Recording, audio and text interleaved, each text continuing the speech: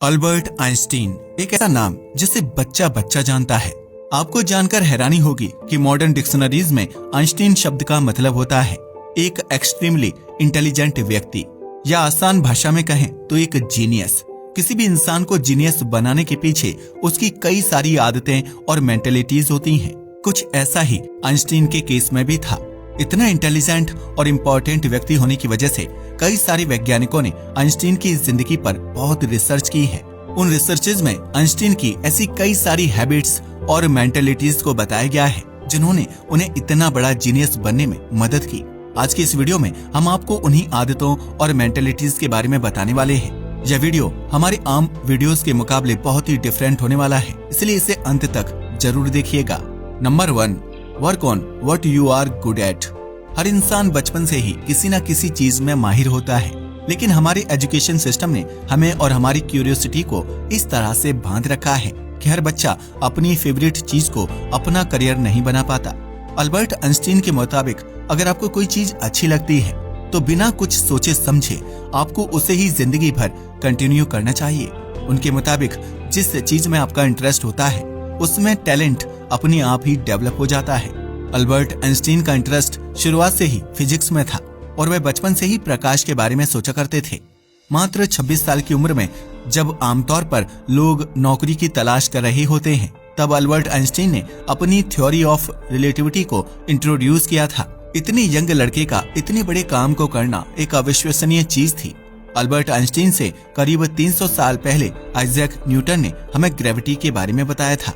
Newton एक समय पर आइंस्टीन की प्रेरणा हुआ करते थे, लेकिन आगे चलकर आइंस्टीन ने उन्हें ही गलत प्रूव कर दिया। आइंस्टीन के मुताबिक ऐसा इसलिए हो पाया क्योंकि उन्होंने उस चीज को अपना प्रोफेशन बनाया जिससे उन्हें सबसे ज्यादा लगाव था, यानी physics. Everybody is a genius, but if you जज a fish by its ability to climb a tree, it will live its whole life believing it is stupid. Einstein द्वारा कहा गया यह कथन आज बहुत ही फेमस है। उनके मुताबिक अगर एक मछली को पेड़ पर चढ़ाने की कोशिश की जाएगी तो वह हमेशा उसमें फेल ही होगी। उसे लगेगा कि वह बेवकूफ है, लेकिन असल बात तो ये है कि वह पेड़ के लिए बनी ही नहीं है।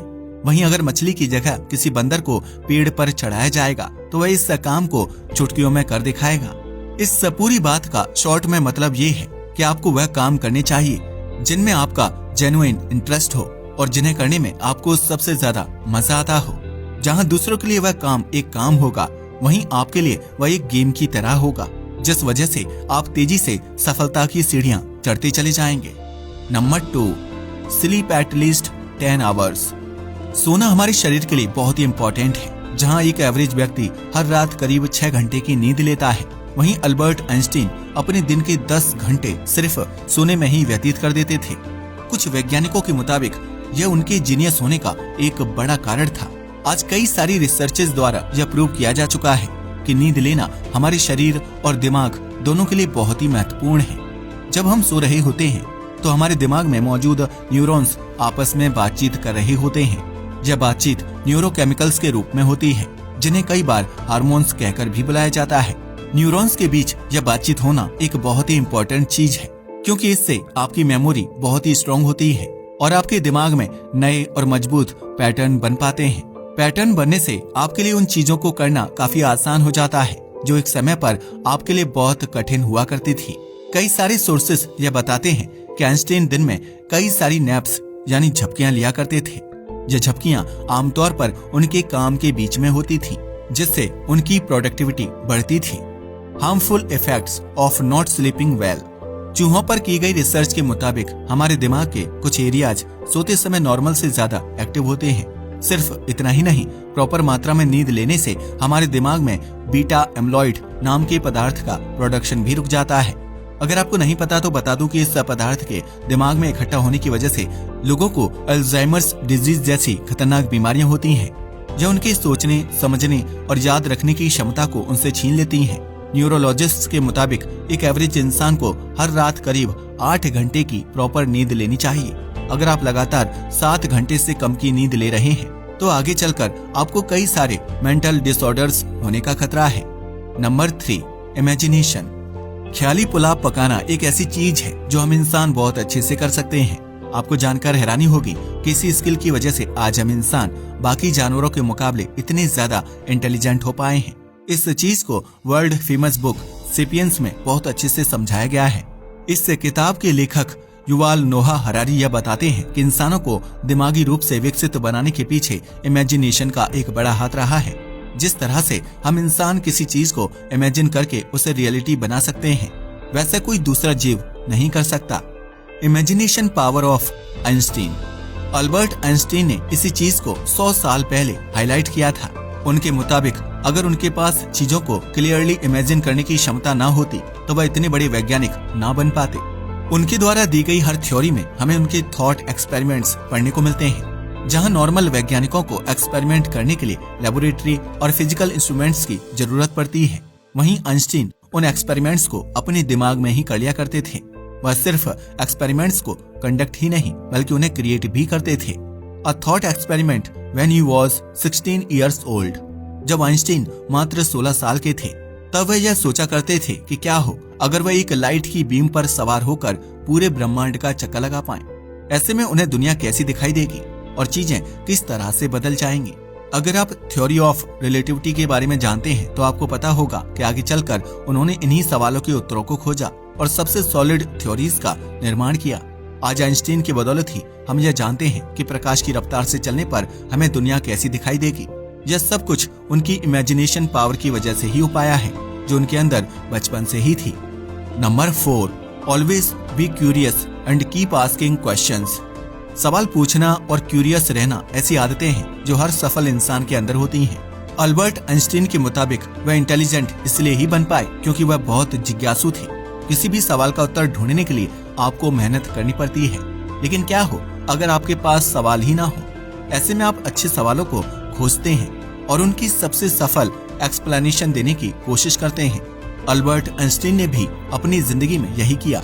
वह हर चीज के ऊपर सवाल किया करते थे, जिससे उन्हें छोटी छोटी चीजों की भी बहुत अच्छी जानकारी थी। कई सारे फिलोसोफर्स भी यह कह चुके हैं कि एक इंसान की इंटेलिजेंस उसके उत्तरों में नहीं बल्कि उसके प्रश्नों में दिखाई देती है। एक सवाल के उत्तर को तो कोई भी बच्चा रट के सुना सकता है, लेकिन जो बच्चा सही सवाल पूछना जानता है वही आगे चलकर आइंस्टीन जैसा इंटेलिजेंट बन पाता है। अगर अल्बर्ट आइंस्टीन प्रकाश से जुड़े इम्पोर्टेंट सवालों को ना पूछते और क्यूरियोसिटी के साथ उन सवालों के उत्तर ढूंढने की कोशिश नहीं करते तो आज हमारी फिजिक्स बहुत अलग होती। Times person of the century. साल 1999 में टाइम्स मैगजीन ने आइंस्टीन को पर्सन ऑफ द सेंचुरी का टाइटल दिया था, जो एक बहुत ही बड़ी बात है। यह सब कुछ उनके द्वारा दी गई थ्योरीज की वजह से हो पाया, जो सिर्फ और सिर्फ उनके सवाल पूछने की एबिलिटी का एक नतीजा था। आप अच्छे सवालों को तभी पूछ सकते हैं जब आपको अपने सब्जेक्ट की बहुत अच्छी नॉलेज हो। आपका ज्ञान जितना डीप होगा, आपके सवाल भी उतने ही कठिन होते जाएंगे।